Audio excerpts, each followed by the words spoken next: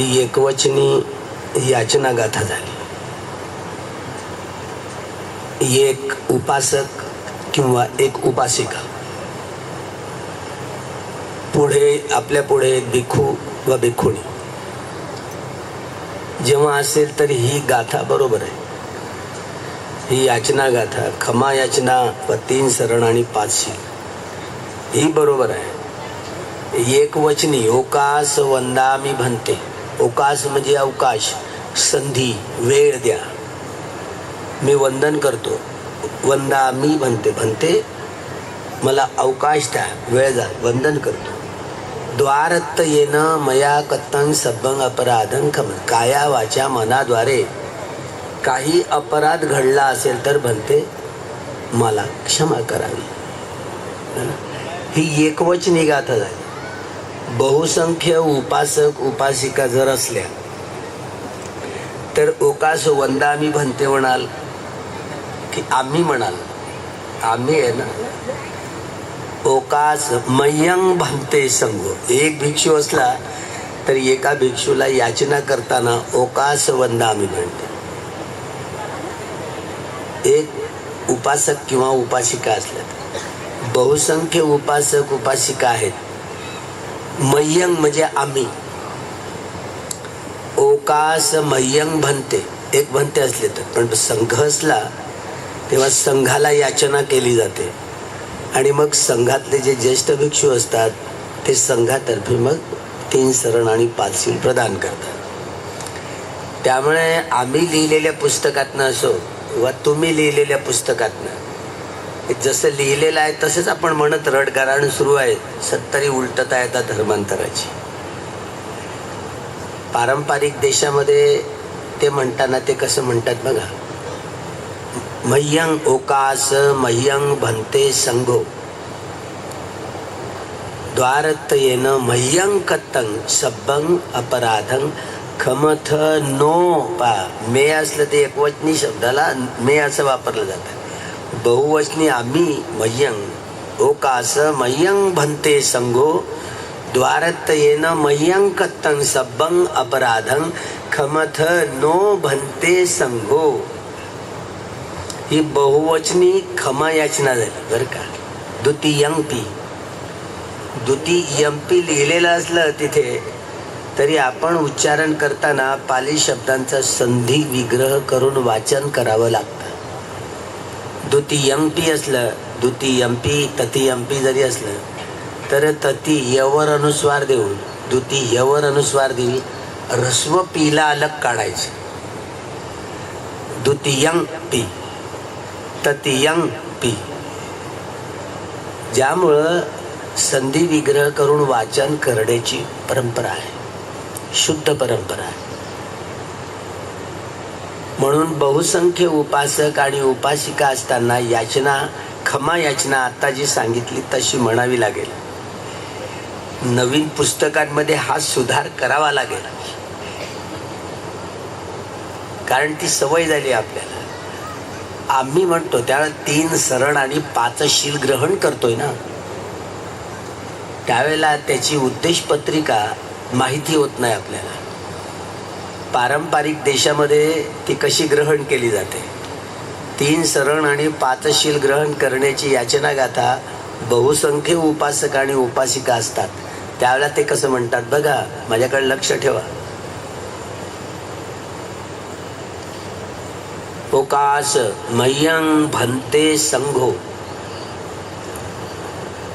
भिक्खू संघाने आम्हाला अवकाश द्यावी, अवकाश द्यावा, वेळ द्यावी. कसं कशासाठी. संसारवठ्ठ दुःख तो मोचनार्थाय निब्बाणं सच्चीकरणताय. या संसार चक्रातनं मला सुटका करून निर्वाणाचा साक्षात्कार करण्यासाठी भन्ते संघांनी बरं का काय करावं. इमं 3 शरणेन सद्धिं पंचशीलं धम्मं याच्या मी नाही आहे, याच्या म आम्ही आम्हाला. 3 शरणेन सद्धी पंचशीलं धम्मं याच्या म अनुग्रहं कत्वा अनुग्रह कर शीलं देथ नो भन्ते संगो. हे बहुवचनी याचना गाथा अशी म्हणावी लागते. तिची उद्देश पत्रिका जाहीर झाली बरं. कसं संसार वट्ट मय्यं भन्ते संगो, संसार वट्ट दुःख तो मोचना थाय निब्बाणं सच्चीकरणत आहे. या संसार चक्रातल्या सर्व दुःखातून मुक्ती मिळवण्यासाठी आणि निर्वाणाचा साक्षात्कार करण्यासाठी म्हणते संघांनी आम्हाला 3 सरणासहित 5 शील प्रदान करावे बरं का, अशी आम्ही याचना करतो. आता कळलं 3 सरण आणि 5 शील कशासाठी ग्रहण केले जातात.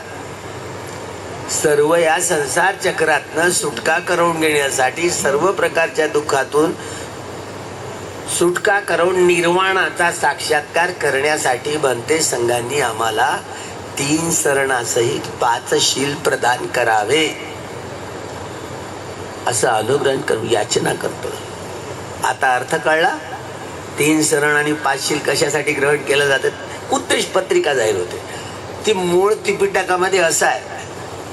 आता आपल्याला 60 आता आहे, हळूहळू 70 उलटत आहे धर्मांतराची. ऑक्टोबर आला की 70 उलटली समजा. पण ती सवय आम्हालाही झाली, तुम्हालाही तशी. आता हे बोलावं लागतं, नाईलाज आहे. मोठे मोठे भिक्षू यावर लक्ष देत नाही. म्हणजे बाहेर देशात गेल्यानंतर त्या जरी अनपढ असल्या उपासक उपासिका तरी ते याचना करताना अशा म्हणतात बरं का.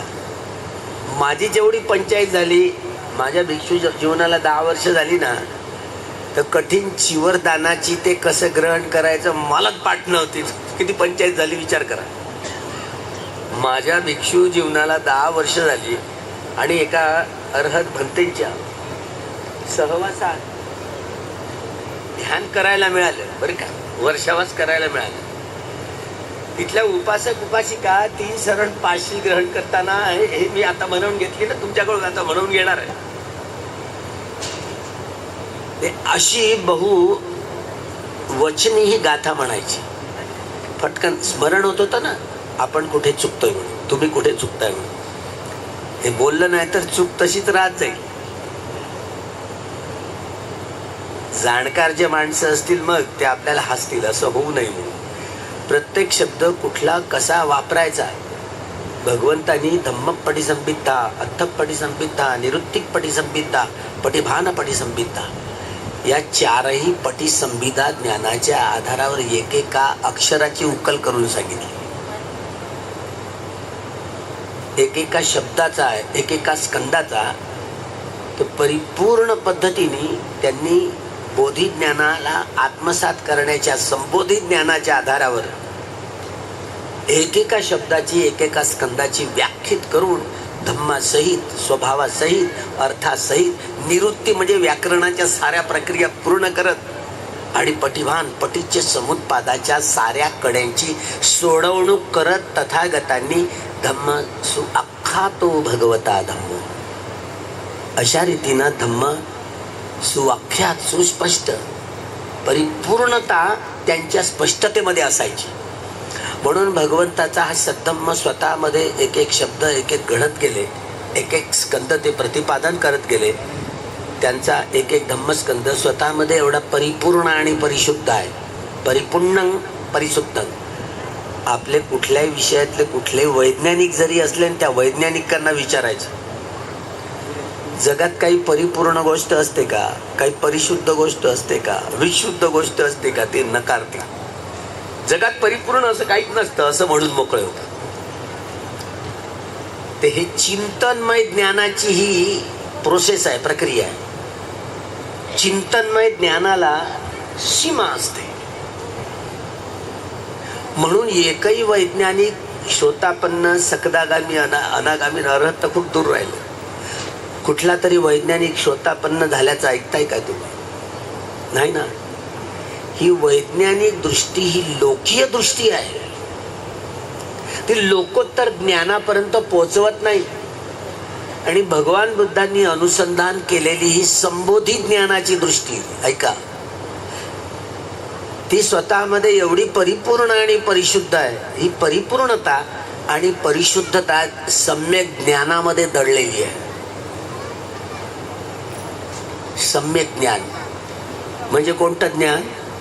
सम्यक हा शब्द ज्यामध्ये परिपूर्णता आणि परिशुद्धता परिपूर्ण भरलेली आहे त्याला सम्यक म्हणतात, सम्मा संबुद्ध.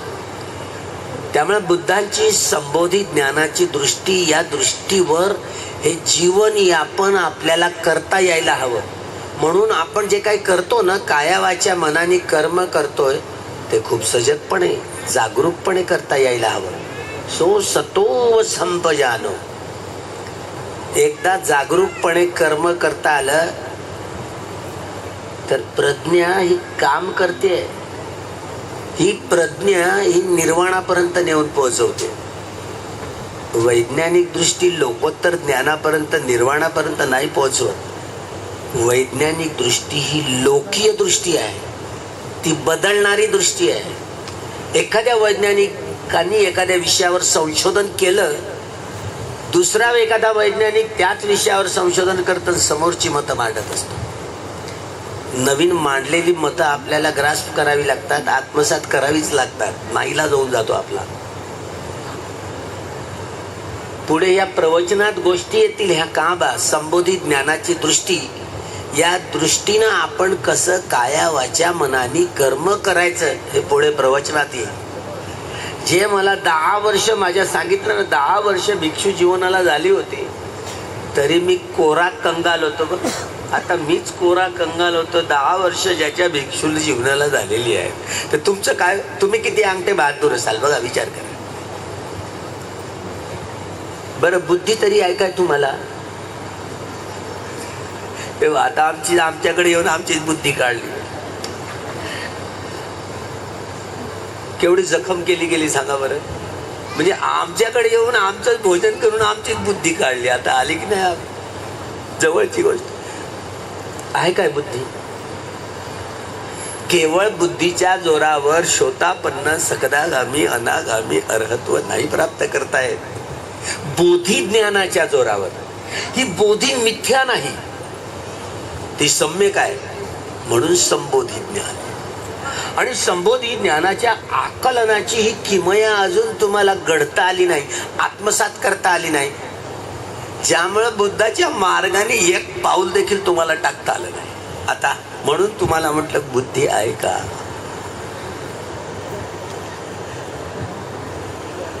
शून्यात. धर्मांतराची ही 70 उलटून गेली तरी कोणाच्या चित्तात येत नाही. आम्ही असो की तुम्ही, आपण जे बोलतोय वाणी बोलतोय ते वाणी समजण्यासाठी देखील 70 उलटली धम्मक्रांतीची तरी आपण खूप मागासलेले आहोत धम्माच्या क्षेत्रात. हे मागासले पण हे आपल्याला निर्वाणापर्यंत पोहोचू देत नाही, ह्या बाधा ठरतात. त्यामुळे बारीक सारीक ज्या गोष्टी असल्या तरी त्या गोष्टीची परिपूर्णता आपल्यामध्ये निर्माण करण्यासाठी, घडवण्यासाठी, समजण्यासाठी लय हुशार अवेअरनेस असला पाहिजे, जागरूकता असली पाहिजे. त्यामुळे ही जागरूकता येण्यासाठी म्हणून 3 शरण 5 शिलापासूनच म्हटल्याबरोबर थांबा म्हटलं. ही एकवचनी गाथा झाली, याचना गाथा, क्षमा याचना गाथा आणि 3 शरण 5 शिला. आता बहुवचनी म्हणायचे, जोडायचे हात. ती आमची माय मावली, तिच्या डोक्यावर हा काहीतरी जड आहे वजन, तर डोक्यावरचं ते खांद्यावर ठेवून द्यायचं, असं खांद्यावर.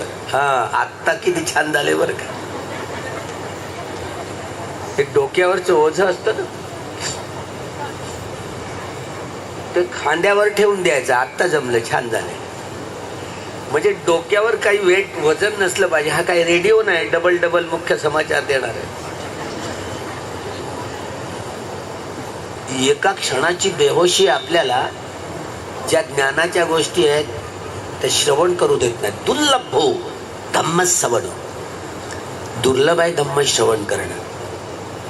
त्यामुळे ही दुर्लभता सुरुवातीपासून आपण 3 शरण आणि 5 शिलाची याचना जी ग्रहण करण्याची केलेली आहे ती एकवचनी आहे. संघ ज्या वेळेला मंचावर असतो तर अशी. आता जोडा हात सगळ्यांनी.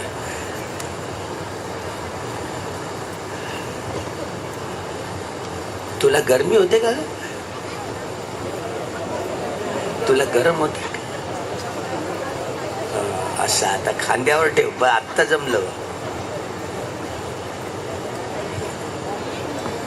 आता जोडा हात. तेव्हा तुम्ही पालथी मारून बसलेले आहे. गुडघ्यावर बसायचे. ज्यांना बसताच येत नाही गुडघ्यावर त्यांच्यासाठी माफ आहे, त्यांच्यासाठी सूट आहे. पण ज्यांना गुडघ्यावर बसता येतं गुडघ्यावर बसून याचना करायची. दोन्ही हात जोडायचे. डोळे टकाटक पाहत राहिले तर मन भटकतं. टकाटका पाहत राहिले तर मन भटकतं. इकडे लक्ष गेलं तर मन भटकतं. मन भटकायला नको म्हणून डोळे लावून घ्यायचे. दोन्ही ओठ सध्या बंद करायचे. बरं का? मी जसं म्हणतो तसं आपण म्हणायची याचना गाथा कशी.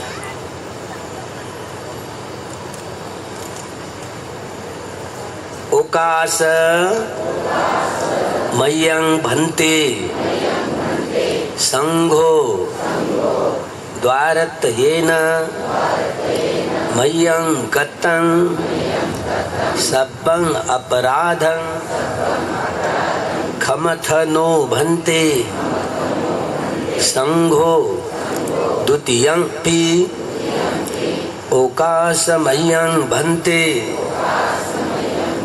संघो द्वारतयेन मय्यं गतं सब्बं अपराधं खमथनो भन्ते संघो तृतीयंपि ओकास मय्यं भन्ते संघो द्वारतयेन मय्यं गतं सब्बं अपराधं खमथनो भन्ते संघो मय्यं भन्ते संघो संसारवट्ठ दुःखतो मोचनार्थाय निब्बाणं सच्चीकरणार्थाय इमं तिसरणेन सद्धिं पंचशीलं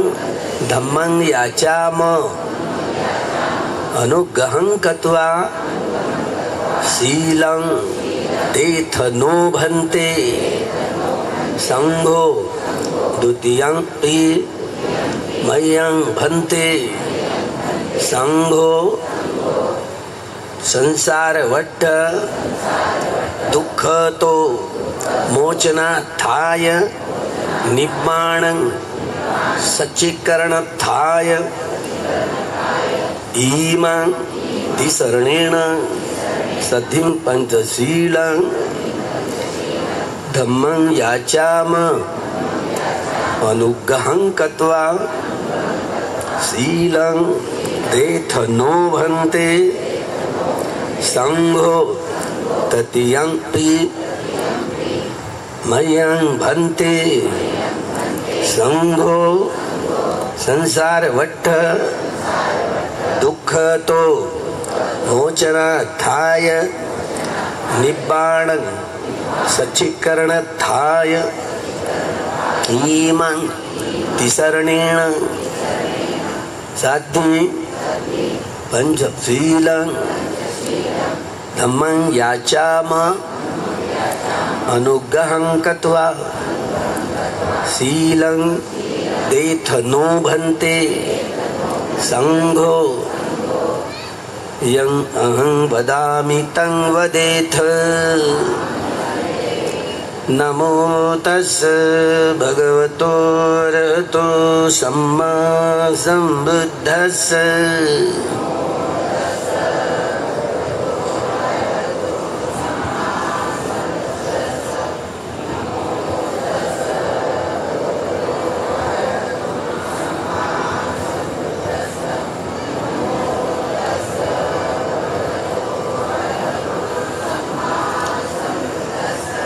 बुद्धं शरणं गच्छामि धम्मं शरणं गच्छामि संघं शरणं गच्छामि द्वितीयं पि बुद्धं शरणं गच्छामि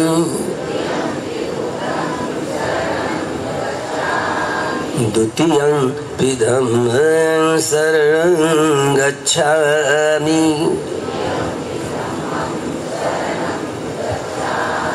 द्वितीयं पि संघं शरणं गच्छामि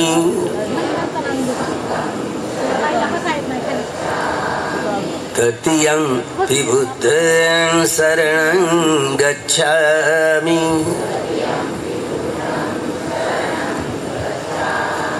तृतीयं पि धम्मं शरणं गच्छामि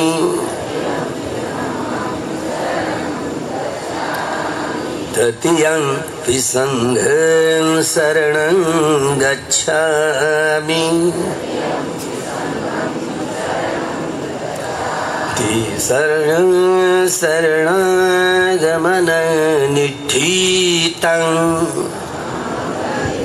पाणातिपाता वेरमणि सिक्खापदं समादयामि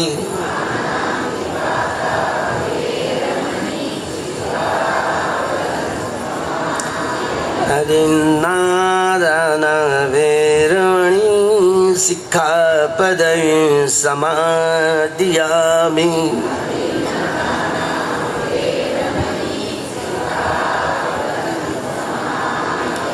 आमेषु मिथ्याचार वेरमणि सिक्खापदं समादयामि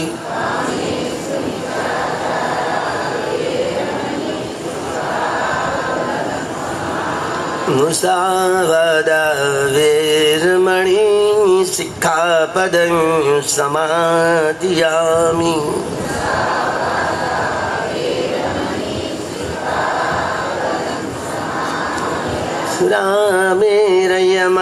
सुरामेरयमज्जपमादत्ताना वेरमणि सिक्खापदं समादयामि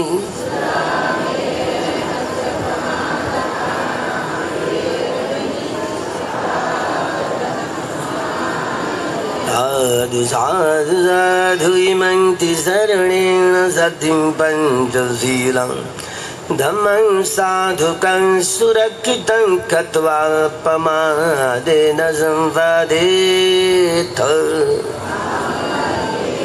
साधु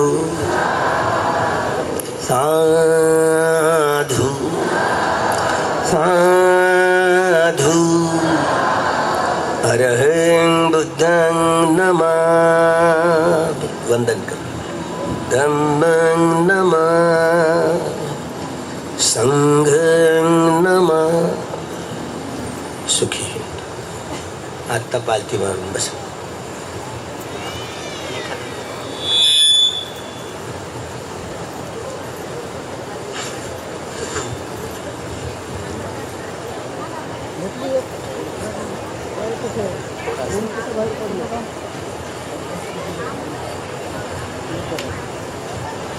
बुद्धवाणी कमर पाठ आणि मान सरळ करून बसायचं कमर पाठ जसं बसता येईल तसं बसायचं सुखपूर्वक पण कमर पाठ आणि मान सरळ करून बसायचं दोन्ही डोळे मिटायचे ज्यांच्या डोळ्यावर चष्मा आहे चष्म्याचं काही काम नाही आहे डोळे लावल्यावर चष्मा काढून ठेवायचा सुरक्षित ठेवायचा कुणाच्या धक्क्याने तुटायला नको डोळे आहेत काय झालं सुरक्षित चष्मा आपल्या खिशात टाकून ठेवायचा सुरक्षित ठेवायचा दोन्ही डोळे लावायचे आणि ध्यान करताना दोन्ही ओठ बंद करून ठेवायचे श्वास हा प्रत्येकाकडे जन्मापासून मरेपर्यंत असतो जिवंत असण्याचं हे हा आधार आहे हा श्वास शेवटचा श्वास बाहेर पडला की त्याला मृत्यू असं म्हणतात हे श्वासाबरोबर मन जुळलेलं असतं हे मन काही दिसत नाही कार्ल मार्क्स सारख्या विद्वानांनी माणसाला भौतिक प्राणी समजून चूक केली आहे त्याचाच लक्षात आलं.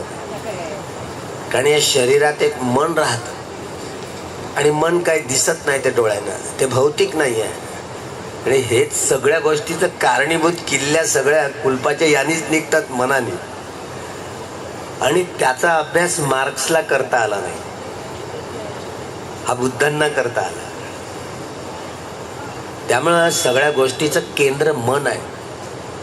आणि सिद्धार्थ गौतमांनी हे बोधी ज्ञान धारण करून बुद्धत्व प्राप्त केलं. त्याची सुरुवातीचा अभ्यास हा आहे. याला आन अपान, येणं आणि जाणं, नाकातनं जाणं येणं करणारा नैसर्गिक स्वाभाविक शुद्ध श्वास जसा बाहेरनं आत येतोय आणि आतनं बाहेर जातो, त्याचं काम तो करतो.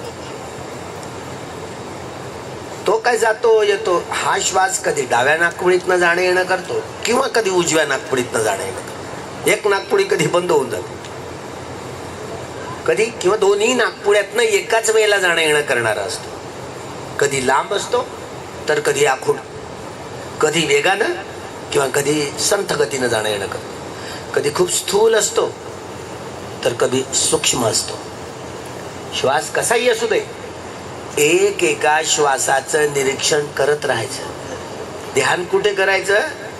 ध्यानाचा हा परिमुखां सतिंग उपट्टपेत्वा, मुखाच्या वरचा भाग म्हणजे वरच्या ओठावरचा वरचा भाग, हा दोन्ही नाकाचे द्वार दरवाजे, दोन्ही नाकाचे द्वार आणि या नाकाच्या खालचा भाग म्हणजे वरच्या ओठावरचा वरचा भाग, एवढ्याशा त्रिकोणी भागावर, या एवढ्याशा भागावर हा श्वास येताना, आत येताना आणि बाहेर जाताना तो आदळत आपटत येतोय आणि जातोय. म्हणजे बाहेर येणारा हा श्वास या भागावर स्पर्श करत येतोय, आत येतो आणि स्पर्श करत बाहेर पडतो. आपलं ध्यानाचं केंद्र हेच ठिकाण असलं पाहिजे, दुसरीकडे नाही. मनाला इथे चिटकवून ठेवायचं, इथून हटूच द्यायचं नाही मनाला. तो श्वास काय तो येतो जातो, त्याचं काम तो करतो. कधी तो डाव्या कधी उजव्या किंवा दोन्ही नाकपुड्यातनं येणं जाणं करतो. कधी तो लांब असतो, कधी आखूड असतो, कधी संथ गतीनं, कधी लांब असतो. कसाही असू दे, स्थूल असतो कधी सूक्ष्म, कसाही एक एका श्वासाचं निरीक्षण करत राहायचं. तुका म्हणे उगरा आणि जे जे होतं ते ते पहा. सोपी भाषा नाही का? तुकोबारायची सोपी भाषा. नाकातनं जाणं येणं करणारा शुद्ध आपोआप आपल्या स्वभावानं जसा बाहेरनं आत येतो आणि आतनं बाहेर जातो, त्याचं काम तो करतो. आपण इथेच मनाला चिटकवून ठेवायचं. परिमुखं सतिंग उपट्टपेत्वा, हा दोन्ही नाकपुड्याच्या द्वारांना त्याच्या समोर वरच्या ओठावरचा वरचा भाग, या भागावर हा श्वास बाहेरनं आत येताना आणि आतनं बाहेर पडताना तो स्पर्श करून येतोय आणि स्पर्श करून फस्सबच्चे या वेदना. या ठिकाणी काहीतरी खटपट घडायला लागते एवढ्या भागावर, तिकडे लक्ष द्यायचं नाही. जे होतं निमूटपणे इकडे थोडीशी घाम पेटायला लागला, घाम निघायला लागला तर इकडला हात इकडे नाही आणायचा. इकडे काही कटकट कटकट झोंबायला लागला तर इकडला हात इकडे आणून असं कुछ नाही करायचं. कधी कटकट चावल्यासारखं, मुंगी तरवरल्यासारखी, खाजवल्यासारखं, आग पेटल्यासारखं, आकुंचन पावल्यासारखं, प्रसरण पावल्यासारखं इथे अनुभव होईल. त्याच्याकडे काही लक्ष द्यायचं नाही. जे होते जसं होतं तसं जाणत राहायचं. हे काम करत करत बुद्ध वाणी ऐकत राहायची. बुद्ध वाणी, तथागतांच्या वाणीतनं निघालेली जी अक्षर आहेत ना, एक एक अक्षर, ज्यातनं हा व्यक्तीचा स्वभाव, अर्थ, व्याकरणाच्या प्रक्रिया आणि पटीच्य समुत्पाद यामध्ये दडलेला असतो. त्यामुळे हे निरीक्षण करत करत जाणत जाणत धम्मश्रवण करायचं आहे. याला परित्तान पाठ म्हणतात. परित्त म्हणजे सुरक्षा, आपलं रक्षण आपण करायचं कसं. अत्त दीपो भव, आपण भाषांतर काय करतो, स्वतःचा दीप तुम्ही स्वतः बना. नाही, दीप म्हणजे दिवा नाही आहे, स्वयंप्रकाशित व्हा असा त्याचा अर्थ नाही आहे. बेट कसं तर समुद्रातलं ते हालतं का कधी? दीप, त्याला द्वीप म्हणतात. तर दीपचा अर्थ दिवा नाही आहे, स्वयंप्रकाशित व्हा असा अर्थ नाही आहे. पण अनेक जण तसाच अर्थ काढतायत. स्वतःचा द्वीप स्वतः बना, म्हणजे ही विखंबन प्रहाण ज्याला म्हणतात सम्यक समाधी. खणिक समाधीपासून उपचार आणि उपचारपासून अर्पणा समाधीपर्यंत पोहोचण्याची प्रक्रिया. अजिबात हालायचं नाही, डुलायचं नाही. दगडाची मूर्ती कशी असते हे तेव्हा होतं, आताच नाही होणार.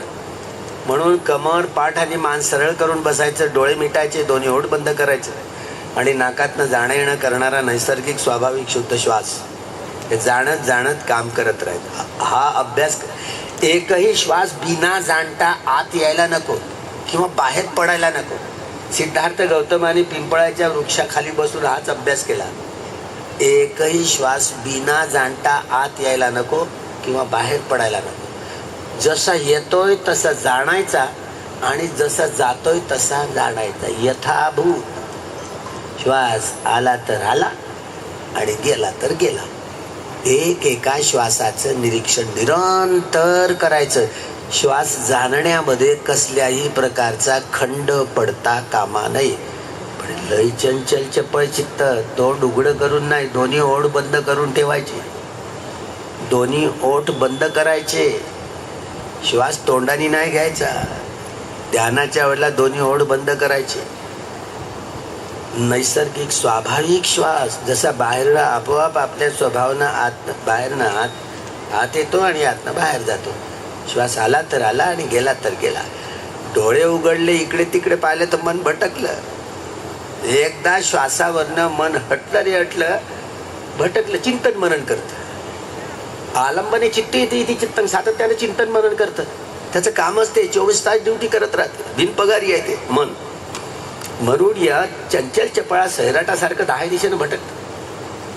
या चंचल चपळ मनाला भटकलं, चिंतन मनन करायला लागलं, फटकन लांब श्वास घ्यायचा आहे आणि परत नैसर्गिक स्वाभाविक श्वासावरच काम करत राहायचं. श्वास आला तर आला आणि गेला तर गेला. मी सुत्त पठण करतो. वारंवार मन भटकेल तेव्हा व्याकुळ व्हायचं नाही, बेचैन व्हायचं नाही. एक परत लांब श्वास घ्यायचा आणि पुन्हा नैसर्गिक स्वाभाविक श्वासावरच काम करत राहायचं. ज्यांनी ज्यांनी विपश्यना केलेली आहे, काही वेळा आनापानचा अभ्यास करायचा आणि नंतर डोक्याच्या टाळूपासून पायाच्या तळव्यांपर्यंत, पायाच्या बोटांपासून ते डोक्याच्या टाळूपर्यंत संबंध 3.5 हाताच्या टायमध्ये एकेका अंगा प्रत्यंगामध्ये 2 बोटं 4 बोटं 1 बित्ता क्रमशः यात्रा करत करत अनित्यबोध पुष्ट करत राहायचं. दुःखबोध पुष्ट करत राहायचं. अनंतबोध पुष्ट शांत चित्ताने एकाग्र चित्ताने काम करत करत सुत्त पठण श्रवण करायचं.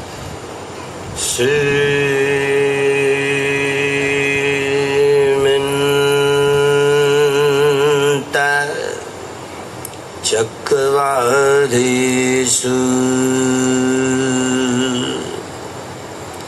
अत आगच्छन्तु देवता सद्धम्मं मुनिराजस्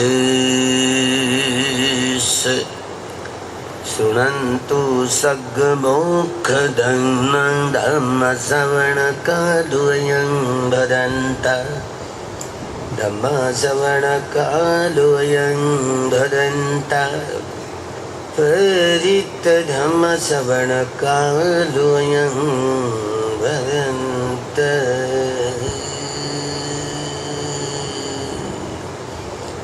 नमो तस्मै भगवतो अरहतो सम्मा सम्बुद्धस्मै नमो तस्मै भगवतो अरहतो सम्मा सम्बुद्धस्मै नमो तस्मै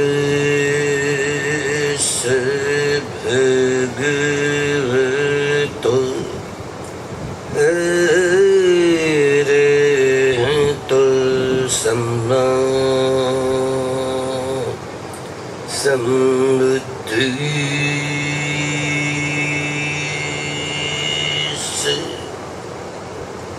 हे संता संत जिता इति शरणं शरणा इत्थलोकन्धरेवा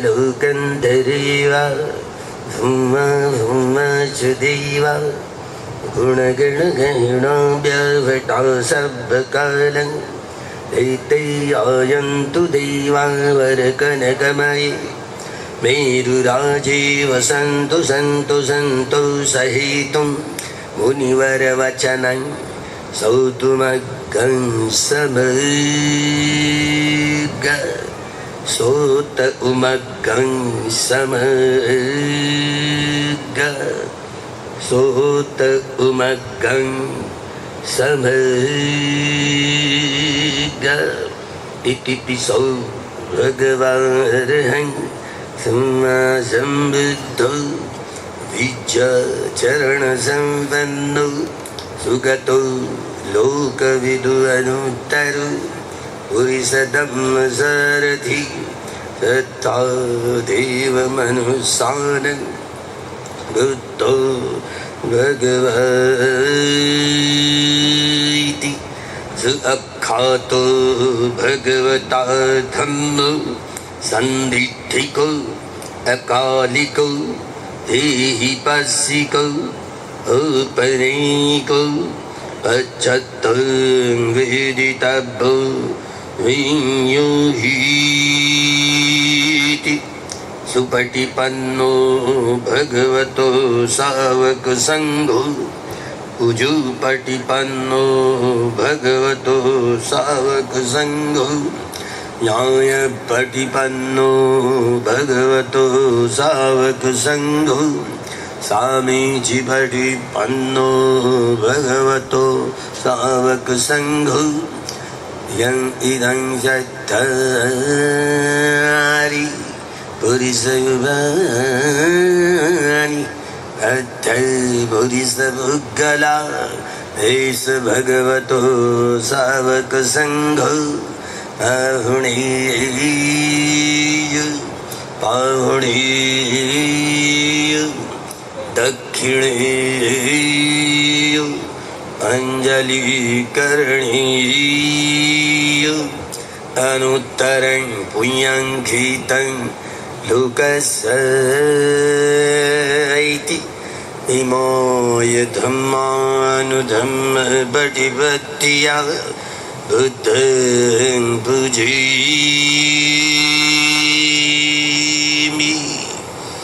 धम्मं पूजयामि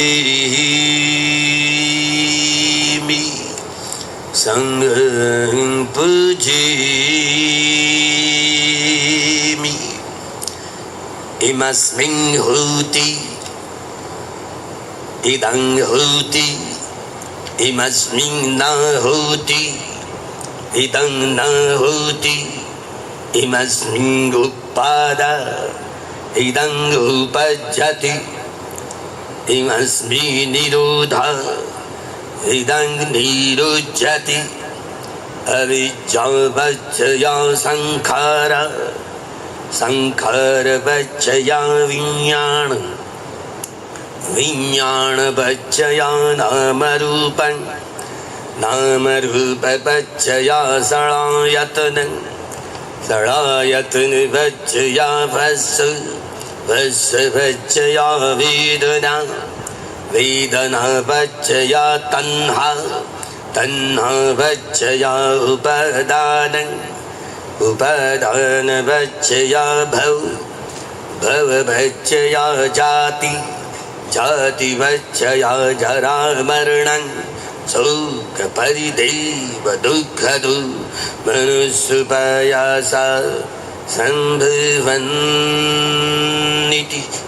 एवं गीतस्य केवलस्य दुःखखण्डस्य समुदयो होतीति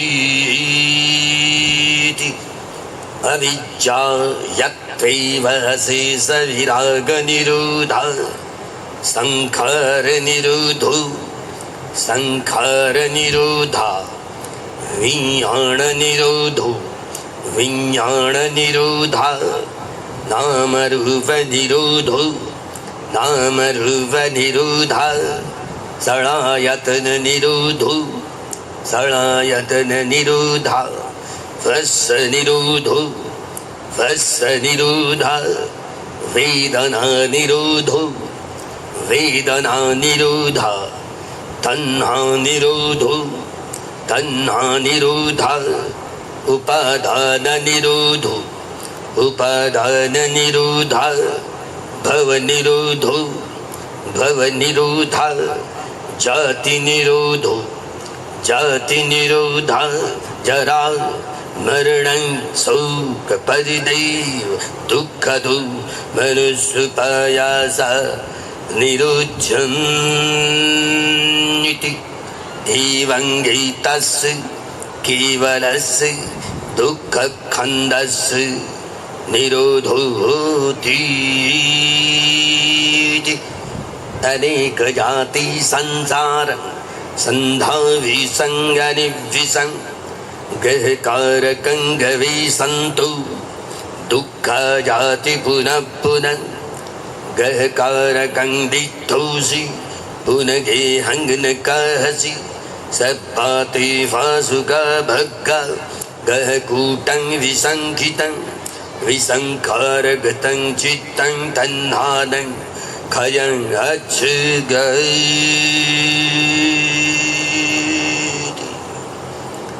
महाकरुणिको नाथ हितायं सर्वपाणिनं पुरेत्वा परमीशब्बा पत्तो सम्बुधिङ्गुत्तमं हितेन सच्चवज्जिन होतु ते जयमङ्गलं जयन्तु बुधिया मूले सख्यानं नन्दिवर्धन्नु एवं तुयं जयोसु जयसु जयमङ्गलं सकत्वा बुद्धरतनं औषधं उत्तमं वरं हितं देवमनुसानं बुद्धतेजेन शुद्धिना न सन्तौ बद्धवा सभ्ये दुःखा उपशमिन्तु ते सकत्वा धम्मरतनं औषधं उत्तमं वरं परिलाभोपशमनं धम्मतेजेन शुद्धिना न सन्तौ बद्धवा सभ्ये भया उपशमयन्तु ते सकत्वा संघरतनं औषधं उत्तमं वरं अहुणीय बहुणीय संगतेजेन शुद्धिना न सन्तौ बद्धवा सभ्ये रोगा उपशमयन्तु ते यं किञ्चिरतनं लोके विज्जति विधबुधु रतनं बुद्धधर्मसङ्गसमं नत्थि तस्मा सोत्ति भवन्तु ते नत्थि मे शरणं अय्यं बुद्धो धम्मो सङ्घो मे शरणं वरं हितेन सच्चवज्जेन भवतु ते जयमङ्गलं सद्विद्धियो विवज्जन्तु सर्वरोगो शोको दुःखो भयो उपद्रवो विनश्यतु मा ते भवतु अन्तराय सुखी दीर्घायुको भवतु सर्वमङ्गलं रक्षन्तु सर्वधीवता सर्वबुद्धानुभावेन सर्वधर्मानुभावेन सर्वसङ्घानुभावेन सदा शुद्धि भवन्तु ते नखतयभूतान् पापग्रहं निवारणं परितस्सानुभावेन अन्तु सर्वे उपद्रवे यं दुर्निमित्तमवमङ्गलं च यो च मनःपुषकुणस्तत्सद्धो पापग्रहूदुःसुविनङ्गकन्तं बुद्धानुभावेन विनाशमीन्तु धम्मानुभावेन विनाशमीन्तु सङ्घानुभावेन विनाशमीन्तु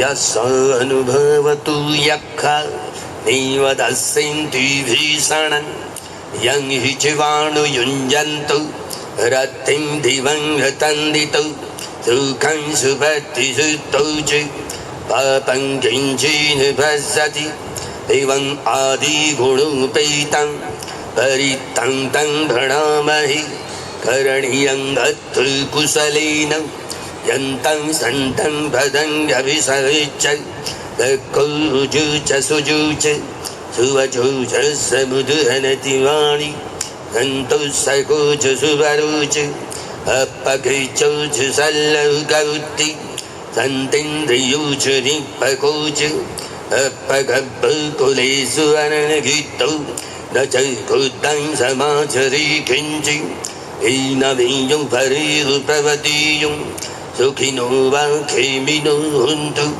सर्वे सत्ता भवन्तु सुखितत्ता ऐक्यचिपाणुतत्तीतसावा भावरावयनवसैसा दीघावायि महन्ताव मच्छिमारस्कणुकथूल दिट्ठावायि वदिट्ठा च दूरे वसन्ति अविदूरे भूतावसम्भवे शिव सर्वे सत्ता भवन्तु सुखितत्ता एकचिबाणभूतातीतसाव भावरावनवसैसा दीघावायि महन्ताव मच्छिमारस्य कल्याणुकथूल दिट्ठावायि वदिट्ठा ये च दूरे वसन्ति अविदूरे भूतावा सम्भवे शिव सर्वे सत्ता भवन्तु सुखितत्ता न परुवरं निकुभ्रीत नातिङयैतृकत्तच्चिनकञ्चिं व्यवरुसरवटिगसंयं नय्यस्य दुःखमिच्छेय पाता यथा नियं वृत्तं आयुषारिकवृत्तं अनुरक्षे एवं सर्वभूतेषु मानसं भावये अपरिमाणं मैतं च सर्वलोकस्मिन् मानसं भावये अपरिमाणं बुद्धं गरुचतुर्यं च असम्बाधं अभेदं असवर्तं दिट्टं चरं निषिन्नो स यानो यावतस्य विगतं युद्धो एतं सतिं अदिष्ठेय ब्रह्ममेतं विहारयितुराहु तिथि च अनुपगम्भ शीलवादस्सर्हीनुसम्पन्नो कामेषु विनियोगितं न हि जातु गब्बसेयं पुनरीतीतेन सच्चवज्जिन सोत्थिते होतु सर्वदा एतेन सच्चवज्जिन तब्बभवा दुःखा भया रोगा शोक अन्तराय उपद्रवा विनश्यन्तु एतेन सच्चवज्जिन भवतु ते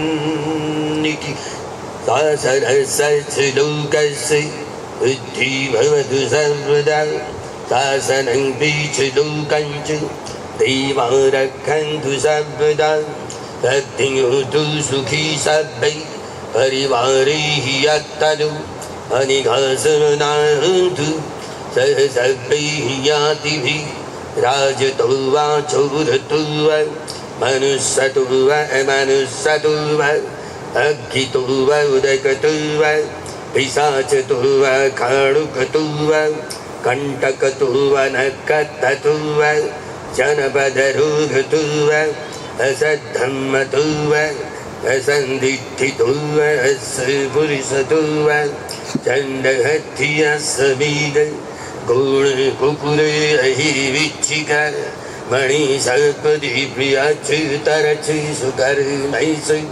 यज्ञं रक्षं सादीः नानाभृतो वा नानारोगतो वा नाना उपद्रवतो वा सभ्यारक्षं गह्नन्रक्षिमस्मिन् दिशभागे सन्ति भूतमहिद्दिका देवी तङ्गनुरक्षन्तु आरोग्येन सुखेन च दक्षिणस्मिन् दिशभागे सन्ति देवा महिद्दिका देवी तङ्गनुरक्षन्तु आरोग्येन सुखेन च पश्चिमस्मिन् दिशभागे सन्ति नागा महिद्दिका देवी तङ्गनुरक्षन्तु आरोग्येन सुखेन च उत्तरस्मिन् दिशभागे सन्ति यक्षमहिद्दिका देवी तङ्गनुरक्षन्तु आरोग्येन सुखेन च दुःखपत्ता च निदुःख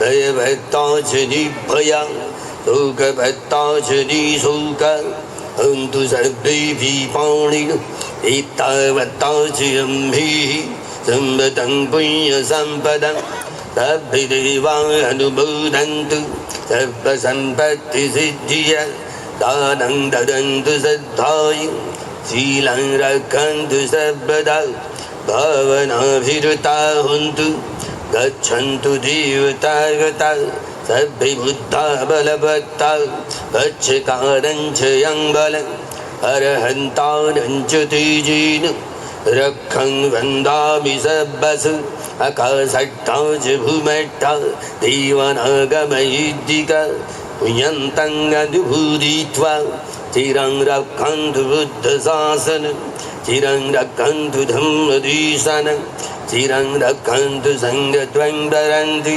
सभीतियो विवज्जन्तु सर्वरोगो शोको दुःखो भयोपद्रव विनश्यन्तु मा ते भवतु अन्तराय सुखी दीर्घायुको भव अभिवादनशीली संनिचं बुद्धवचायिनो चत्वारो धम्मा बुद्धान्ति आयुवण्डु सुखं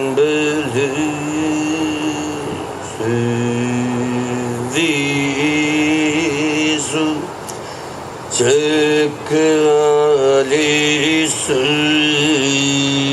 यक्खादेवाच ब्रह्मणो यम्भीकतं पुण्यं सर्वसम्पत्तिसाधकं प्रवृत्तं अनुमोदित्वा समगाशासनिरता प्रमादरहिता हन्तु अर्कासु विशेषतु पुण्यभागमिदं च यं समं ददामकारितम् अनुमोदन्तु तं सभी मेदिनी तदु सखी के भवतु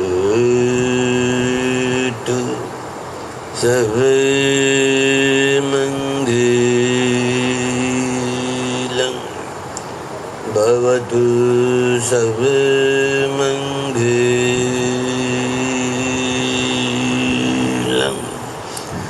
भवतु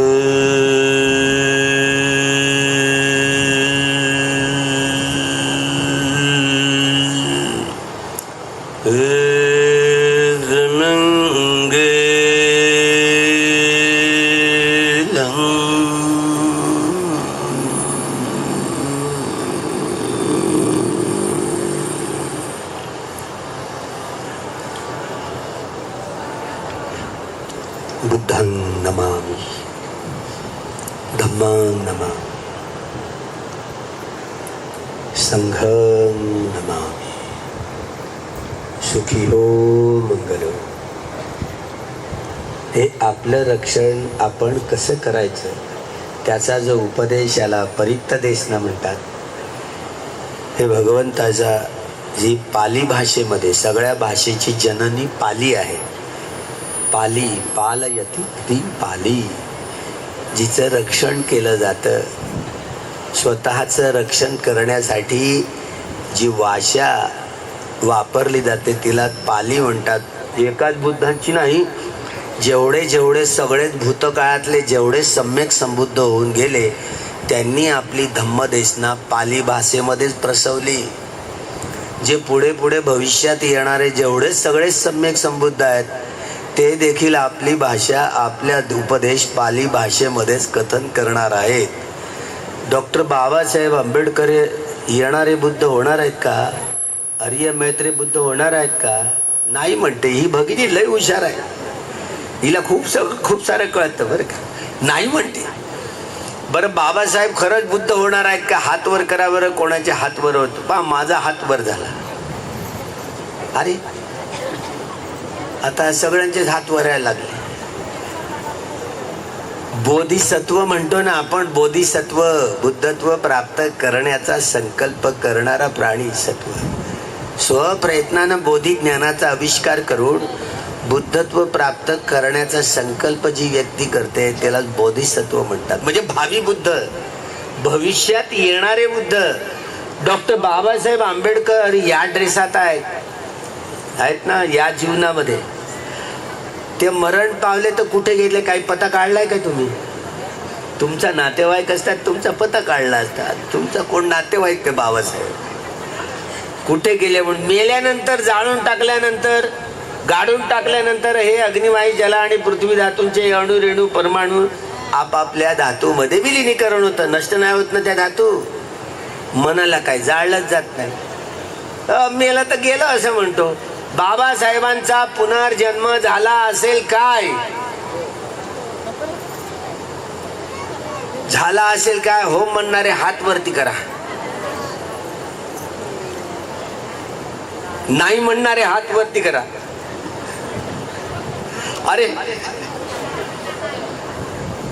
बाबासाहेबांचा पुनर्जन्म झाला असेल काय? बाबासाहेबांनी या जीवनात अशा चेहऱ्या मोहऱ्याचे होते बर का. या अशा चेहऱ्या मोहऱ्याचे होते. असाच पुन्हा जन्म होणं म्हणजे पुनर्जन्म होणं आहे बर का. अशा चेहऱ्यावरचा असाच पुनर्जन्म होणार नाही. समजलं? बाबासाहेबांचं पुण्य एवढं मोठं भारी आहे सगळ्यात. त्यांना 30 पारमितांचा डोंगर रचावयाचा आहे. ते मरण पावल्यानंतर, त्यांनी शरीर त्यागल्यानंतर त्यांनी तुषिता देवता लोकांमध्ये जन्मग्रहण केला. त्यांचं नाव आता सुदर्शन असं आहे. हे मी आता मला नाही कळत ना. एका अर्हत भिक्षून सोबत वर्षावास केला. ही छळी त्यांनी मला दिली बरं का. साधनानंद महास्तवीर, बांगलादेश, रंगामाटी. त्यांना ते अर्हत होते, अभिज्ञा प्राप्त होते. त्यांना विचारलंय मी, म्हणते खरंच बाबासाहेब बोधिसत्व होते का हो? आपण मानतो, जाणतो का? जाणता नाहीत ना, आपण मानत असतो. मानणं आणि जाणणं किती जमीन आसमानचा फरक आहे. ते बोधिसत्व होते आपण मानतो, ते जाणत असतात. ज्यांनी अर्हत्व प्राप्त केलं, ज्यांना अभिज्ञा प्राप्त झाल्या, त्यांनाही त्यांचं मोठं टावर असते. आपण लोक कव्हरेजच्या बाहेर आहोत. किती हलो हलो म्हणा, कव्हरेजच्या बाहेर असल्यामुळे ह्या गोष्टी आपल्याला नाही कळत. ज्यांनी परिचित ज्ञानी, जे पोबे निवासानुसती या अभिज्ञा ज्ञानाची महत्ता ज्यांना कळलेली आहे, त्यांना ह्या गोष्टी कळतात. अर्हंतांना या गोष्टी कळतात. ते हो म्हणाले 15, मी तर हातच जोडून होतो. ते खरं आहे असे म्हणाले तर मी त्यांच्या चरणावर डोकं ठेवलं आपलं. त्यांच्या चरणाचं चुंबन घेतलं बरं का. माझी श्रद्धा जागली, त्यांच्या चरणाचं चुंबन घेत राहिलं. त्यांचे शिष्य बघतच होते बरं. तर मला श्रद्धा आता उत्पन्न झाली तर मी आहे असं म्हणतो. बाबासाहेबांना कोणाकोणाला पाहायचं आहे? पहा किती हपापलेले आहेत. दिसत नाही का तुमच्याकडे बाबासाहेब एवढे आहेत? एवढे मोठे बाबासाहेब, बाबासाहेबांचा पुतळा आहे. आता त्यांचं नाव सुदर्शन असं आहे आणि त्यांचं शरीर, त्यांच्या शरीरातनं प्रकाश निघतो. जे अर्हंत आहेत ना, अभिज्ञा ज्ञान प्राप्त आहेत, ते बघू शकतात बर का. ते बघू शकतात. आपलं टावर नसल्यामुळे आता आपण बाबासाहेबांना पाहू शकत नाही. तुम्ही जेव्हा तुषिता देवता लोकांमध्ये जन्म घ्याल तेव्हा तुम्हाला पाहता येईल बर का. आपल्याला काय माहिती, या मनस चक्षूंनी, हे मासल चक्षु आपल्या तिथे नजर पुरत नाही त्यांच्यापर्यंत.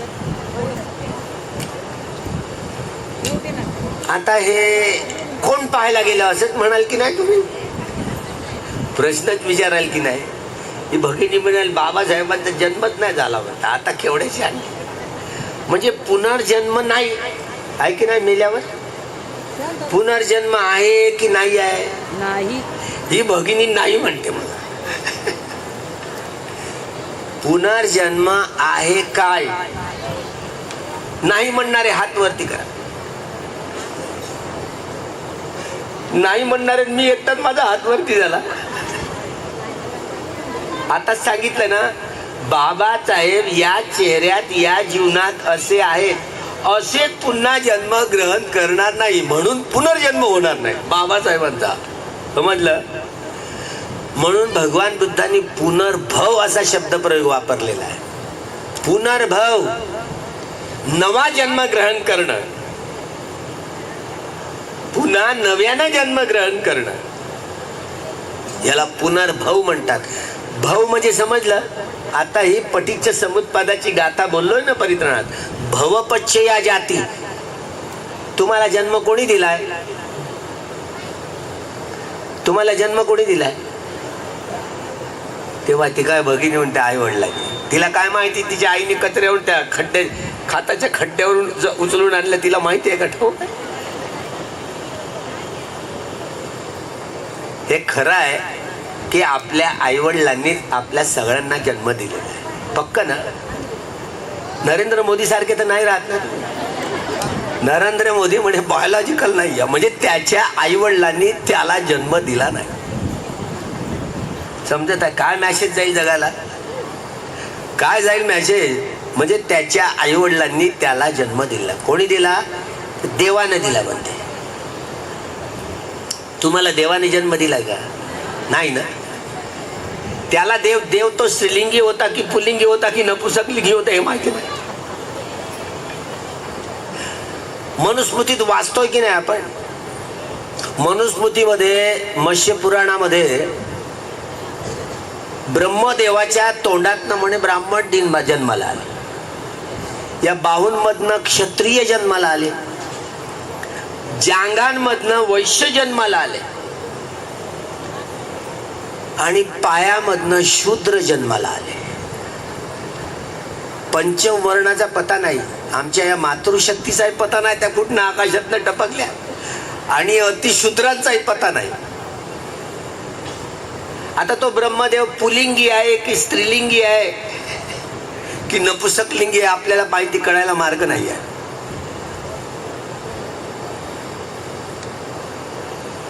कठीण काम आहे की नाही?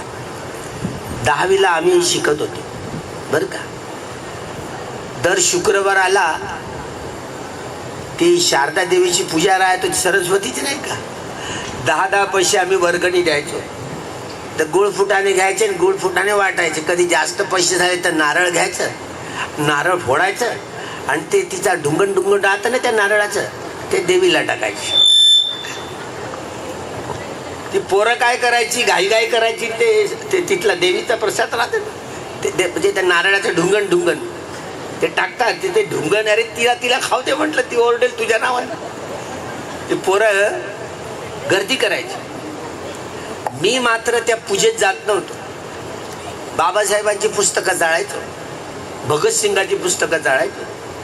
मी नास्तिक का म्हणून पुस्तकं जाळायचो ना. आता मी होतो नास्तिक हे मास्तरांना माहिती झालं. मी काही पूजेला जात नव्हतो. तरी एक दिवस गेलो की याच्या मनात काहीतरी काळवेरा आहे म्हणते. आज हा जाणून बुजून आलाय. मी पहिल्या डेस्कवरती बसलोय, पहिल्या खुर्चीवर. मास्तर म्हणाले, तू कशाला आलास रे? शुक्रवार आहे ना, आज सरस्वतीची वंदन आहे म्हणून तर आलो. तू येत नाहीस ना? आज यावंसं वाटलं म्हणून आलो. आणि पोरांनी वंदना बोलले. मी चुपचाप, मी काहीच बोललेलं नाही, काहीच नाही बोलले. मास्तर म्हणाले पोरांनो, मास्तर म्हणाले, पोरं म्हणायला लागली. मी ए तू गप्प आहेस रे, तू का बरं बोलत नाहीस? मी नाही बोलत. त्यांनी आणली छडी. अजूनही ओळख आहे बरं, एवढा मार मारला. बरं म्हणतोय म्हणताय म्हण. मला डेस्कवर उभं केलं बरं का, कान पकडायला लावले. म्हणतो तू म्हण आता सरस्वती. मी काय म्हणालो? जय देवी जय देवी जय देवी जय सरस्वती बाई, आणि तुला बायको केल्याशिवाय राहणार. म्हणजे तिचा नवरा झाल्यावर देव, मी तिचा देव वडील नाही का? पहा माझं चित्त काय म्हणते बघा. म्हणजे तिचा जर नवरा बनलो मला विद्येचा देव म्हणते. तो मास्तर ना अशी रडायचं नाही, माझ्या मनात ठरवून घेतलं. खूप मास्तर जोडायचे आम्हाला, खूप मारायचे, बिलकुल रडायचं नाही, हसू नाही द्याय. मारलं दम येतपर्यंत मास्तरांनी मारलं बरं का, छडीवरी छडी. चल तुला हेडमास्तरांकडे घेऊन जातो. गेले हेडमास्तरांकडे आणि त्या दिवशी समग्र वाङ्मय मी आणलंच होतं वर्गात. महात्मा फुले समग्र वाङ्मय वाचा, त्यामध्ये सापडे. वर्गात आणलंच होतं मी, वाचनच करत होतो बरं का.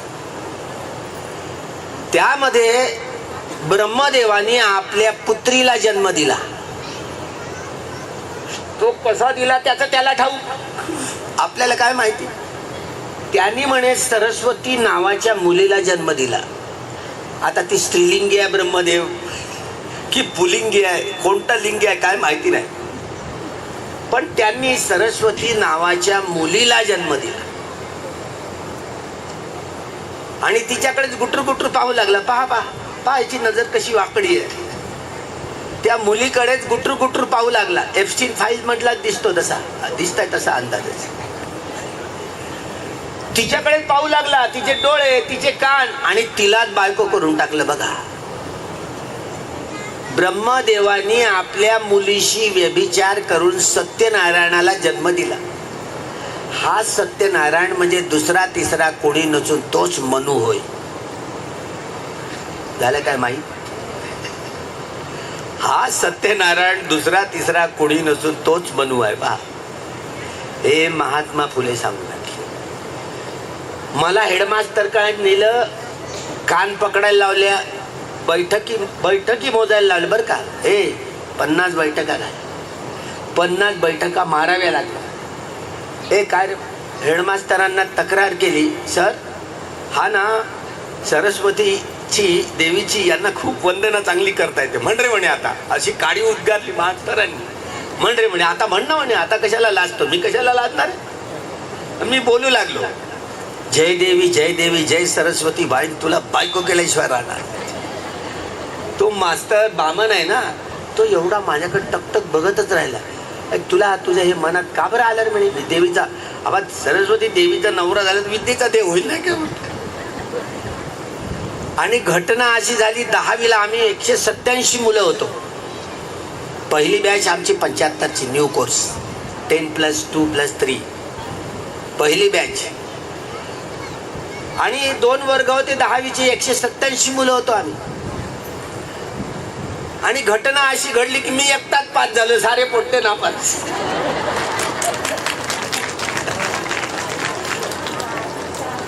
मी मेरिटचा स्टुडंट, मी पहिला येईल यासाठी मी तयारी करून पेपर असेच सोडवले आणि नुसते बाउंड्रीवर पास झालो. मला किती माहिती होत नाही, 272 36.72 हे कोण मार्क्स आहेत का. एकटाच पास झालो, फक्त पासिंग मार्क्स आहेत.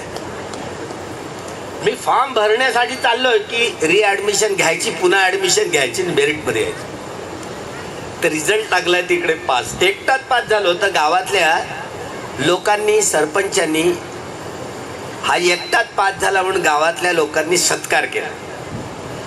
आता त्या सत्काराला उत्तर देताना लोकांनी कोट बीट टाय बीट घेऊन गेला ना, कोट टाय पॅन्ट बीट घेऊन गेला. आणि मी माझ्या सत्काराच्या विषयी मी बोलू लागलो. ही पोरं सरस्वतीची पूजा करून गुळफुटाने वाटत होते म्हणून हे फेल झाले. मी अभ्यास केला म्हणून पास झालो, अभ्यास केला म्हणून पास झालो. मी मेरिटमध्ये झालो असतो, पण मी असेच पेपर सोडवले आणि पासिंग मार्क्स तरी मिळवले. पण बाकीच्या पोरांना तेही नाही करता आलं बरं का. तू विचार करा, आपल्या शिक्षणामध्ये आता तर नव्या पाठ्यक्रमांमध्ये मुलांच्या या भारतीय संविधानाच्या, जे डॉक्टर बाबासाहेब आंबेडकरांनी लिहिले, प्रियम्बलमध्ये, प्रस्तावनेमध्ये आता धर्मनिरपेक्षता हा शब्द कापून टाकलाय. त्या ठिकाणी पंथनिरपेक्ष हा शब्द घातला. हा बदल करावायचाच होता सरकारला. घटनेच्या मूलभूत ज्या नियमांमध्ये तुम्हाला बदल करावायचा असेल तर पहिल्यांदा लोकसभेत जो ठराव झाला बहुमताने ज्या विषयासंबंधी पंथनिरपेक्ष म्हणजे धर्मनिरपेक्ष हा शब्द हटवून पंथनिरपेक्ष करावा, हे लोकसभेत बिल मांडावं लागतं. या बिलावर प्रत्येक विधानसभेमध्ये विधान परिषदेमध्ये त्यावर सविस्तर चर्चा केली जाते आणि त्यांची सगळ्यांच्या विधानसभांची विधान परिषदांची मतं घ्यावी लागतात. त्यानंतर पुन्हा लोकसभेत चर्चा होते आणि ती चर्चा झाल्यानंतर पुन्हा राज्यसभेत हुशार माणसं असतात, राज्यसभेत त्यावर चर्चा होते आणि नंतर ते राष्ट्रपतीकडे सहीसाठी जातं. राष्ट्रपतींनी सही दिली तर ते पारित होतं. ही अशी प्रक्रिया आहे. मूलभूत अधिकारांवरती घटनेमधलं काही हटवायचं असेल तर असं झालं नाही आणि आंधळेपणानं धर्मनिरपेक्षता हा शब्द गाळ करून तिथे पंथनिरपेक्षता आणले. सत्यमेव जयते सोडून धर्मस्ततेपती जय, धर्माचा विजय हो बरं का. हे हा खोडचटपणा झाला. हा घटनेच्या मूलभूत सिम्बॉलला देखील हे धक्के देणं झालं. असं केवळ सरकारला नाही करता येत, ते बेकायदेशीर आहे. बाबासाहेब आंबेडकरांनी 395 कलमांमध्ये या देशाचं संविधान लिहिलंय. का लिहिलं? जगामध्ये जे जे मनुष्य आहेत वा मनुष्येतर प्राणी आहेत, तुमचा कोणता स्वभाव आहे तुम्हाला ओळखता आलाय? पुग्गल पंय त्रिपिटकाचा भाग. मागच्याच वर्षी मी म्यानमारला जाऊन आलोय. म्यानमारला 42,000 त्या त्रिपिटकाच्या घरामध्ये संगमरवरी स्लेट मोठ्या मोठ्या पाट्या आहेत आणि त्या पाट्यांवरती त्रिपिटक लिहिलेला आहे. भगवंतांच्या वाणीतनं 84,000 धम्मस्कंद प्रसवले. एका धम्मस्कंदावर एक प्रवचन बरं का. भगवंतांच्या वाणीतनं 82,000 धम्मस्कंद प्रसवले. त्यामुळे 82,000 धम्म प्रवचन तथागतांची. 2,000 धम्मस्कंद हे अरहंतांच्या वाणीतनं प्रसवलेले. 2,000 धम्म प्रवचन हे बुद्ध धम्म संघांच्या गुणांची परिपूर्णता परिशुद्धता स्पष्ट करण्यासाठीचे. इतिपिसो भगवा इत्यादी इत्यादी भगवंताचे बुद्ध वंदनेमधले 9 गुण. या बुद्ध वंदनेतल्या 9 गुणांमध्ये बुद्धांच्या 9 गुणांमध्ये धम्म साठवलेला आहे. सुअख्खातो भगवता धम्मो संदिट्टिको इत्यादी इत्यादी हे धम्माचे 6 गुण आहेत. या धम्माच्या 6 गुणांमध्ये धम्मच साठवलेला आहे. सुपटिपन्नो उजुपटिपन्नो इत्यादी 9 गुण. संघाचे हे 9 गुण आहेत संघवंदनेमध्ये. या संघाच्या 9 गुणांमध्ये धम्मच साठवलेला आहे. बघा आता, म्हणजे बुद्धांच्या गुणांमध्ये धम्माच्या गुणांमध्ये संघाच्या एकूण 24 गुणांमध्ये धम्मच साठवलेला आहे. आणि बुद्ध धम्म संघाच्या या 24 गुणांचं व्यक्तीकरण नीट ऐका. बुद्ध धम्म संघाच्या 24 गुणांचं व्यक्तीकरण म्हणजे सम्यक संबुद्ध होत. एकेका गुणामध्ये एवढी परिपूर्णता आणि परिशुद्धता आहे, म्हणून तिचं वाचन करताना तिचं आचरण करताना, आचरण करणं म्हणजे व्यवहारात सैद्धांतिक आणि व्यावहारिक पक्ष धारण करून धम्मवान धम्मवती बनणं होय. धम्मचारी धम्मचारिणी बनणं होय. धम्मचारी धम्मचारिणी म्हणजे ज्यांनी आर्य सत्याचा साक्षात्कार केलेला आहे.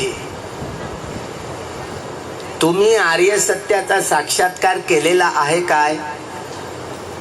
हे बघा, 70 उलटली. धम्मक्रांतीची 70 वर्ष उलटत आहेत, तरी तुम्ही कोरे कंगाल आणि आम्ही कोरे कंगाल. बरं, आमच्यामध्ये तरी काय दिसतं का? आमचे मोठे मोठे जुने भिक्षू आनंद भदंत आनंद कौशल्याई, आम्ही लॉ कॉलेजला होतो. भदंत आनंद रूसला गेले होते, रशियाला. त्यांचं लॉ कॉलेजमध्ये प्रवचन होतं पटीच्य समुत्पादावरच. आम्ही ऐकायला गेलो होतो. आता ज्या ओळी बोलल्या ना पटीच्य, इमस्मिंग अथी इमस्मिंग होती इदंग होती, इमस्मिंग ना होती इदंग ना होती, इमस्मिंग उत्पादा इदंग उपज्जति, इमस्मिंग निरोधा इदंग निरुच्यति. अविद्या अपच्चया संखारा कड्या सुरू होतात. भगवंतांनी पटीच्य समुत्पाद हा तिरंग्यावर जे चौथा रंग बाबासाहेबांनी गाळलाय की नाही, धम्मचक्र, या 4 रंगी झेंडा आहे. पण सत्ताधारी पक्ष आणि विपक्षाचे लोक तिरंगाच म्हणतात. Four Nobel truth. आर्य सत्य 4 असतात, 4.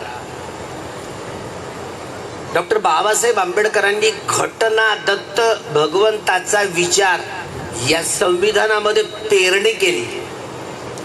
न्याय, स्वातंत्र्य, समता आणि बंधुभाव, रक्ताचा एकही थेंब न सांडता समतामूलक जीवन पद्धती म्हणजे लोकशाही.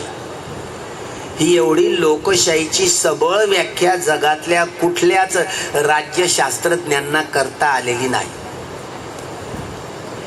हे प्रियंबल मध्ये न्याय, स्वातंत्र्य, समता आणि बंधुभाव, मी माझे गुरु भगवान बुद्धांपासून उचललेली ही मूल्य आहेत, मानवी मूल्य. या धम्मचक्राचा अर्थ तुम्हाला माहिती आहे का? तुमची संसद आंधळी, लंगडी, बहिरीत, तिला मारलाय लखवाती झाली मुकी.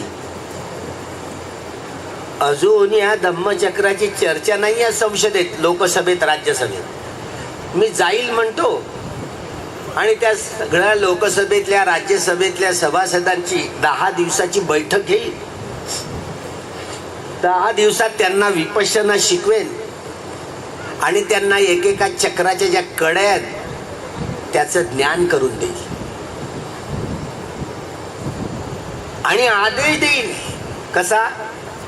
कूटदंत सुत्तामध्ये भगवंतांनी राजे महाराजे लोकांना जो आदेश दिला, घटनेचं हे मूलभूत अधिकारांचं 21वं कलम बघून बघा. त्यामध्ये सरकारी स्वस्त धान्यातनं या गोष्टी दुकानातनं पुरवाव्या,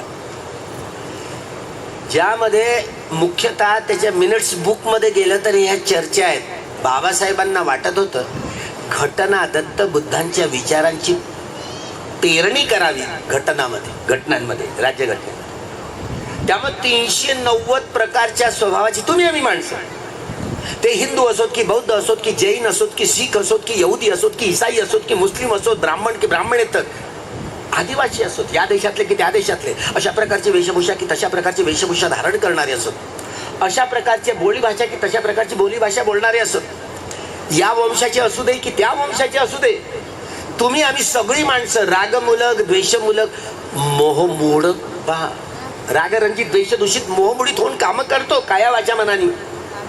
तुम्हा आम्हाला शुद्ध चित्तानी कर्म करता येत नाही, म्हणून शुद्ध परिणाम येत नाही. म्हणून प्रत्येक घरात भांडी कुंडी वाजतात. बोलू नका, हे काय रेडिओ नाही पुन्हा डबल बातम्या ऐकायला मिळते. मुख्य तुम्ही आम्ही आपल्या स्वभावाचे गुलाम आहोत. आपला स्वभाव आपल्या वर्तनातनं, आपल्या आचरणातनं उतरतो. बाबासाहेबांचा स्वभाव कोणता होता तुम्ही माहिती करून घेतली का? बाबासाहेबांनी त्यांच्या आयुष्यात 56 ग्रंथ लिहिले. किती? 56 ग्रंथ लिहिले. आणि एक मोठा ग्रंथ लिहायचा 5 वर्ष लागली त्याला. बुद्ध आणि धम्मा 5 वर्ष लागली. माझं स्वास्थ्य मला साथ देईल काय, हा ग्रंथ लिहायचा होता. एवढा मोठा त्रिपिटक, यामध्ये 21,000 धम्मस्कंद शुद्ध पिटकातली, 21,000 धम्मस्कंद ही विनय पिटकातली आणि 42,000 धम्मस्कंद ही अभिधम्म पिटकातली आहेत. एकूण 390 रागमूलक, द्वेषमूलक, मोहमूलक, बुद्धिमूलक, भयमूलक, वितर्कमूलक इत्यादी इत्यादी तुम्ही आम्ही या स्वभावामध्ये गुंतलं गेलो आहोत. आणि या आपल्या स्वभावाची निर्मिती आपण स्वतः केलेली आहे. याला बाह्य शक्ती कुठलीही जबाबदार नाहीये. पुक्कल पंचतीत अभिधम्मामध्ये 42,000 धम्मस्कंद तथागतांनी जे प्रसवलेले आहेत ना, बाबासाहेबांचा मानसशास्त्रावरील प्रबंध वाचा तुम्ही काळजीपूर्वक. म्हणजे या गोष्टीची उकल होऊ शकते बाबासाहेबांवरती या बुद्ध वाणीचा कसा प्रभाव होतो. तुम्ही आम्ही 390 प्रकारच्या स्वभावाची माणसं, कुठल्याही संप्रदायाची असो, ते हिंदू असोत की बौद्ध, नाना प्रकारचे कुठलेही असोत, प्रत्येक व्यक्ती आपापल्या स्वभावाची ती गुलाम आहे. आपला स्वभाव आपल्या वर्तनातनं आचरणातनं उतरतो. तुम्ही कोणता दृष्टिकोन ठेवून कर्म करताय? आपण आपल्या स्वभाव विशेषाची दृष्टी ठेवून कर्म करत असतो. आणि आता बाबासाहेब वाचलाय, बुद्धांचा धम्म वाचलाय, विज्ञान निष्ठा आहे असं आपण कल्पना करत असतो. आणि आपण जवळपास वैज्ञानिक दृष्टी ठेवून वागण्याचा प्रयत्न करतो. बरोबर आहे की? अंधभक्ती, अंधश्रद्धा, कर्मकांड यांना स्थान देत नाही. भगवंताचा हा सद्धम्म म्हणून अंधभक्ती, अंधश्रद्धा, कर्मकांड आणि काल्पनिकतेला तथागतांनी अजिबात जवळ फटकू दिलं नाही. आपले वैज्ञानिक देखील कधी कधी कल्पना करतात आपल्या विषयाची सिद्धता करण्यासाठी, पण तथागतांनी कल्पना केली नाही. कल्पनांना सद्धम्मामध्ये अजिबात स्थान दिलेलं नाही. सुरुवातीपासून ते अंतापर्यंत सत्याचा आधार घेतात. 6 वर्ष उन्हाळे, हिवाळे, पावसाळ्याचे रट्टेगट्टे सोसले. 6 वर्ष फुकटात गेले त्यांचे काया क्लेशाच्या साधनेचे. या कायमध्ये ईश्वर आहे की परमेश्वर आहे की आत्मा आहे की परमात्मा आहे, जीव आहे की प्राण आहे, हे तथागतांना काहीच दिसलं नाही. तुमच्या शरीरात जीव आहे का? तुमच्या शरीरात जीव आहे? जीव आहे का? बरं, प्राण आहे का तुमच्या शरीरात? हा प्रश्न ऐकलाय का तुम्ही कधी? तरी तुम्ही सजीव म्हणता जिवंत असणाऱ्याला. वैज्ञानिक देखील सजीव निर्जीव या शब्दाचा उपयोग करतात.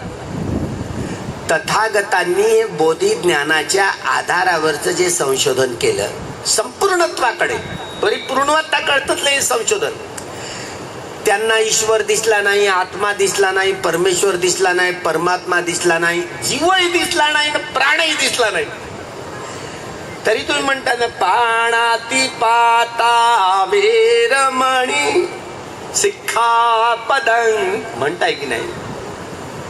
पाणा म्हणजे बहुवचन झालं. प्राणी, तुम्ही प्राणी आहात का? तुम्ही प्राणी आहात का? मनुष्य प्राणी म्हणून तुमची ओळख आहे की नाही? ज्यांच्यामध्ये प्राण आहे त्याला प्राणी म्हटलं जातं. तथागतांना या शरीरामध्ये प्राणी नाही मिळाला, प्राण नाही मिळाला. तुमच्या घरातला माणूस एखादा मरू द्या ना, प्राण गेला म्हणते, याचा जीव गेला म्हणतो. तथागतांना या शरीरात प्राणही दिसला नाही आणि जीवही दिसला नाही. तथागतांना मन पाहता आलं. आणि मन काही डोळ्याने दिसत नाही, कशा मुलू मुलू पाहताय. तुमच्याकडे मुलू मुलू पाहण्याशिवाय काय मार्ग? बुद्धी आहे, एवढीशी बुद्धी आहे. वैज्ञानिक देखील जीव म्हणतात. भगवंतानी देखील लोकांना समजण्यासाठी म्हणून जीवितेंद्रिय हा शब्द प्रयोग केला. जोपर्यंत श्वास आहे ना, तोपर्यंत जीवन आहे. शेवटचा श्वास गेला रे गेला, त्यातच नाव मृत्यू आहे. समजत आहे ना? मृत्यू म्हणजे काय? हे जीवन संपणं आहे ना. मनुष्य मेला म्हणजे शेवटचा श्वास त्याचा गेला.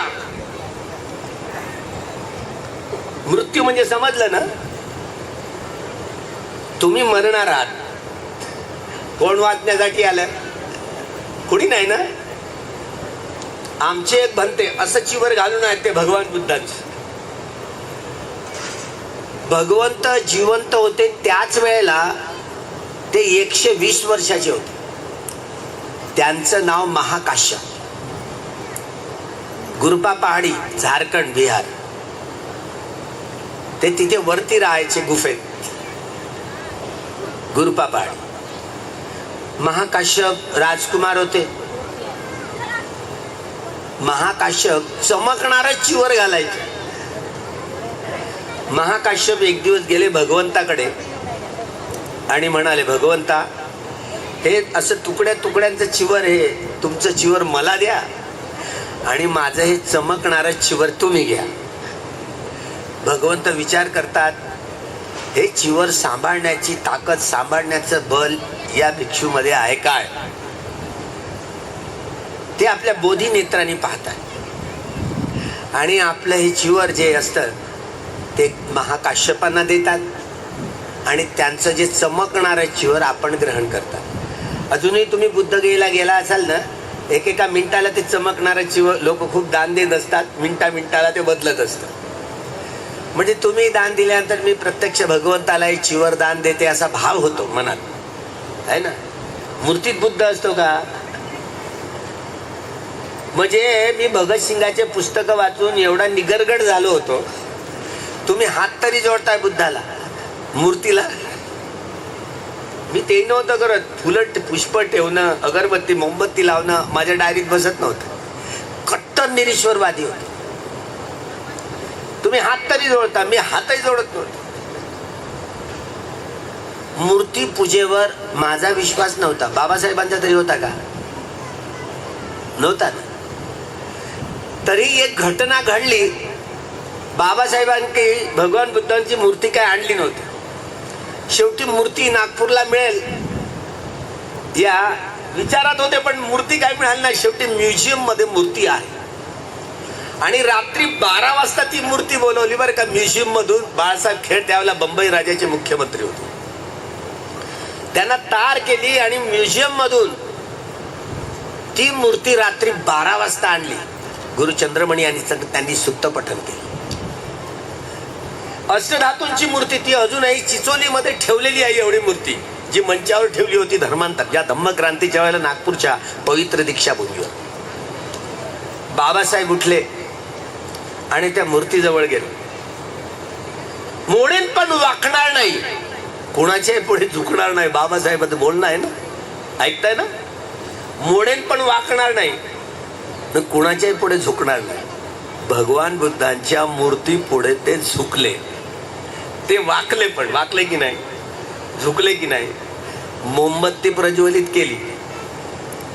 पत्रकार मात्र पाहत होते. अरे आता कबीरपंथी माणूस, कबीरपंथ्यांना या मूर्ती पूजेवर विश्वास नाही. बाबासाहेब आंबेडकरांनी मोमबत्ती कशाला जाळली, त्या मूर्तीला कशाला वंदन केलं? आता निरीश्वरवाद्याचा पिंड आहे. बाबासाहेबांनी मोमबत्ती लावली आणि आपला माथा त्या मूर्तीच्या भगवंताच्या चरणावर टेकला. झुकले की नाही? तुम्ही झुकता की नाही? मी झुकताना पाहिलं की नाही? मी झुकायला लागलो, पण झुकत नव्हतो मी अगोदर. मी उलटा प्रश्न विचारायचो की मूर्तीत बुद्ध आहे का?